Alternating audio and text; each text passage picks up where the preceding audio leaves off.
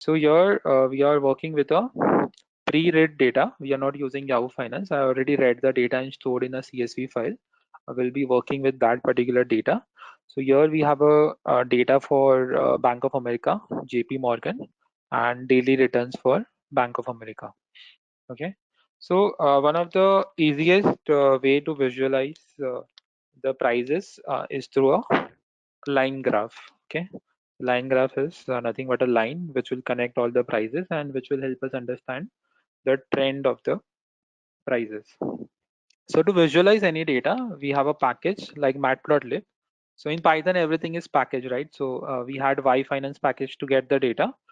Similarly, to visualize, we have to import Matplotlib.py plot s plt, which is a widely used package for visualization. So as you can see, the first line is we will import this package. So now we'll everywhere we'll use plt to refer to this particular. Uh, we'll use plt everywhere and then we'll plot it. Okay. So ignore all these lines. I think these lines are not so important.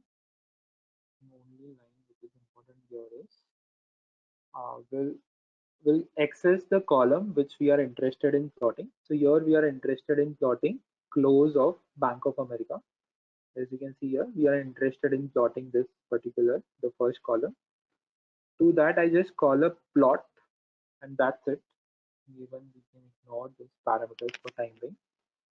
And we just run the code. I think I need to run from the first cell.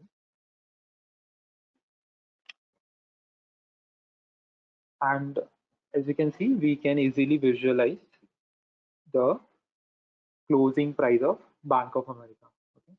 Now, what about this other parameters? Okay. So this, as you can see, the size of the figure is very small. Okay. So what if I want a slightly bigger graph so that I can easily visualize it? So I can set the figure size. I can increase the figure size. Here it is 10,7. So the size of the graph will now increase, as you can see on my screen. Okay. And what was this third parameter?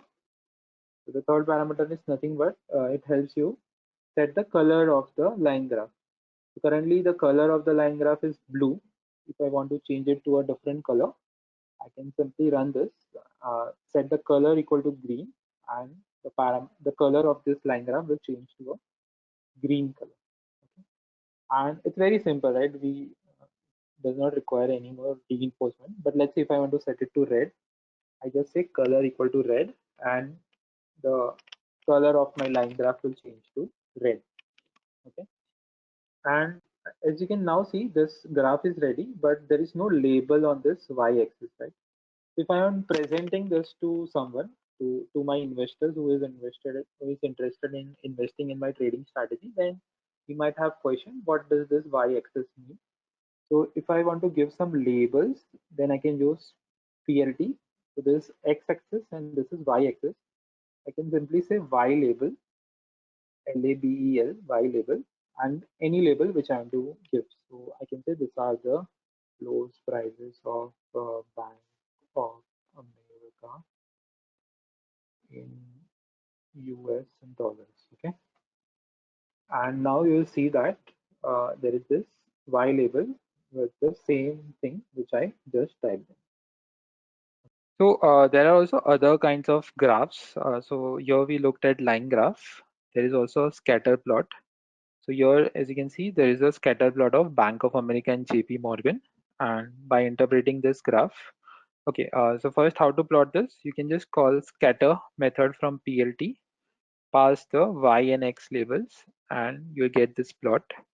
And by looking at this graph, you can understand the relationship between the two.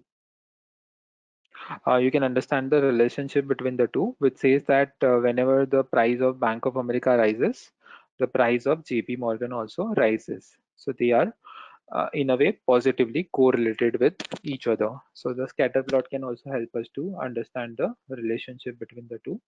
And here we can also have a histogram. Okay.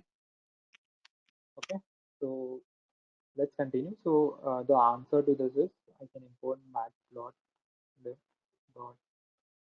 plot as PLT. And once I'm done importing the package, I can click on the submit button and check the output. Okay, I just made a spelling mistake, so therefore I got a error message which says no module name Matt, and you can clearly see there is a spelling mistake here. So I can just fix the spelling mistake and try to run again. Okay, now I have fixed the spelling mistake and it says well done.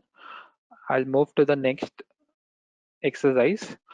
Now it says that the exercise has already imported the Tesla stock prices in the data frame Tesla, and here I have to plot the Tesla close prices. So what I'll do is I'll follow the instructions.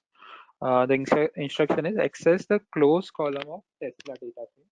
I know how to access Tesla.close, and then call the plot method after that. So I'll just call the plot method.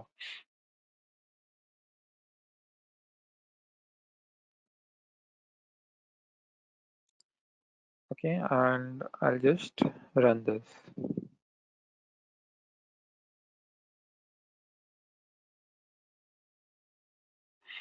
Okay, so now as you can see here, so the initial problem which we faced, like we are not able to analyze the Tesla graph. With this graph, it gives a clear understanding of what happened with this graph. So here, as you can see here, there was this rise and then there is this fall in 2022, as with all other tech stocks. And with this graph, it is very easy to visualize.